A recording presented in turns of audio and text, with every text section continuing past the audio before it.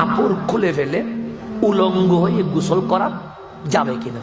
তা আমাদের ফতোয়া তাকে এতে নিষেধ নাই, করতে পারেন, কিন্তু আল্লাহ না করো যদি ওই উলঙ্গ অবস্থায় যে গোসল করছেন তখন যদি মারা যান, তখন কি হবে?